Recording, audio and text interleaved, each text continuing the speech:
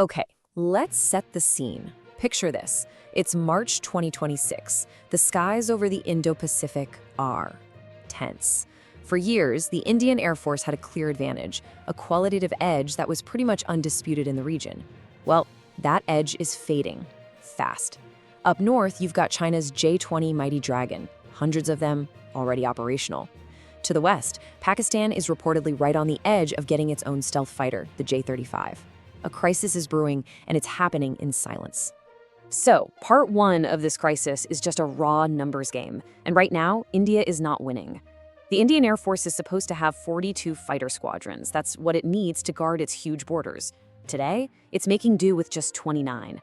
That is a massive, massive shortfall, and it leaves some serious gaps in its air defense. And, having fewer planes is bad enough, but the real problem is what those planes can't do. Because the real problem, the one that's got top commanders in New Delhi losing sleep, is stealth.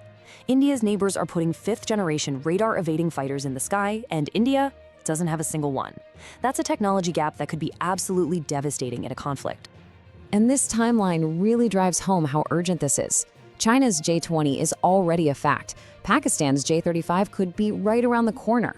And India's own answer, its homegrown AMCA fighter, well, that's still more than a decade away from being inducted in any meaningful numbers.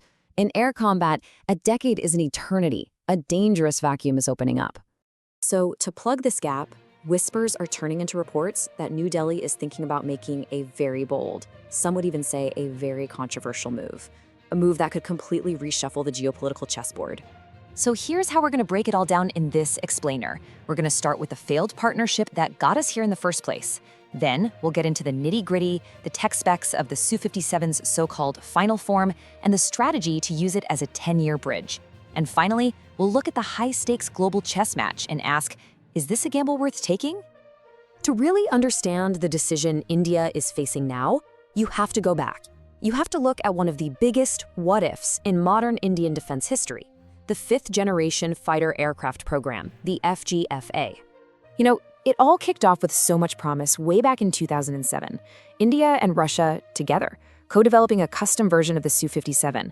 But after a decade of work, in 2018, India just walked away, pulled the plug on a multi-billion-dollar project. The big question is, why? So why bail? Well, the Indian Air Force had a whole list of problems. The engine, this AL-41F1, it felt more like a stopgap than a true fifth-gen engine. The stealth features just weren't impressive. And the real deal breaker, Russia wasn't willing to share the black box, the core technology and source codes that India was literally paying to help develop. From India's point of view, it just wasn't a good deal. But here's the twist, and this is the part of the story where everything changes. The jet that's supposedly on offer today is not the same jet India rejected back in 2018. Not even close. This is the Su-57 M1E. M for modernized, 1E for the top-tier export model. It is a completely different animal, battle-tested and upgraded.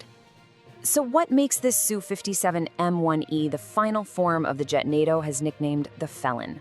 All right, let's get into the technical stuff. This is where it gets really interesting. The single biggest upgrade, the one that changes everything about this plane's performance, is the engine. That old AL-41F1, it's gone, replaced by the brand new AL-51F1. This thing is a totally new design, pumping out 15 to 20% more thrust. But the real magic isn't just the power, it's what that power unlocks. And what it unlocks is Supercruise. The Su-57 M1E can hit Mach 1.6. That's 1.6 times the speed of sound, without lighting up its fuel-guzzling afterburners. That's a game changer. It means the fighter can fly faster and farther and show up to a fight with way more fuel and energy to outmaneuver an opponent. And remember those stealth concerns? Well, they've been busy. Take a look at the exhaust nozzles. They're not round anymore. The M1E has these redesigned sawtooth nozzles that slash the plane's heat signature, making it a much harder target for heat-seeking missiles. Add in better composite materials and flatter weapon bays, and its radar signature is way, way smaller. Is it enough 22? Probably not, but it's designed to be stealthy enough. And then there's its secret weapon. The Su-57 M1ME has this incredible 6-eye radar system. Now, it has the standard X-band radar, just like every other modern fighter. But, and this is unique, it also has L-band radars built right into the wings. So why does that matter? Think of it like this. Most stealth jets, like the F-35, are designed to be invisible to one type of flashlight, X-band radar. But the Su-57 shows up with a second, totally different kind of flashlight, L-band, that those other jets were never designed to hide from. It's like it has a special trick to unmask an enemy who thinks they're invisible. So, okay, we've got this seriously upgraded jet. What's the strategy here? How does this all fit into India's big picture? Well, it's all about building a bridge to the future. From what we hear, the proposal is for about 36 to 40 planes. That's 2 full squadrons. And the key part is, it would be a direct government-to-government deal. By buying them off the shelf, India gets to skip years of painful bureaucracy and get these jets into service in just a few years. And this timeline shows you exactly what that bridge is all about. The Su-57 Me-1 comes in fast, filling that dangerous stealth gap between right now and the mid-2030s when the homegrown AMCA is finally ready. See, it's not meant to replace the AMCA. It's the shield that protects the AMCA program while it develops, making sure India isn't caught defenseless. And there's another really smart logistical reason for this. India already operates a giant fleet of 272 Su-30 MKI fighters. That means a huge amount of the hangars, the spare parts, the pilot training, even some of the weapons are already there. This super Sukhoi synergy could save India billions of dollars and years of logistical headaches. But of course, a deal this big isn't just about the hardware. This is about high-stakes geopolitics. A decision like this will create shockwaves that ripple from Washington all the way to Beijing. And this right here is the ultimate gamble. The potential rewards are huge. Russia is reportedly offering full access to the source code, which means India can plug in its own advanced missiles, like the BrahMos and Astra. That gives them real strategic independence. But the risks? They're just as big. This deal would almost certainly trigger US sanctions, and relying on Russian spare parts right now is a huge question mark.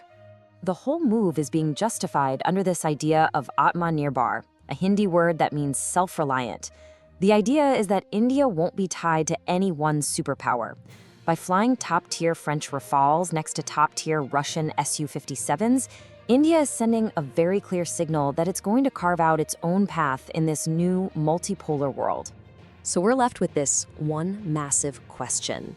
Is the Su-57 bridge a brilliant masterstroke that secures India's skies for the critical decade ahead? Or is it a costly mistake, tying India to an unreliable partner and risking the anger of the West? It's a calculated gamble with the security of over 1 billion people on the line. But I want to know what you think. Should the Indian Air Force go for it, get the planes they need right now? Or should they bet everything on their own homegrown program, even if it means years of risk? This is a huge debate, and we really want to hear what you have to say. Let us know in the comments. If you found this deep dive interesting, make sure you subscribe for more explainers on the technology and the strategy that are shaping our world. Thanks for watching.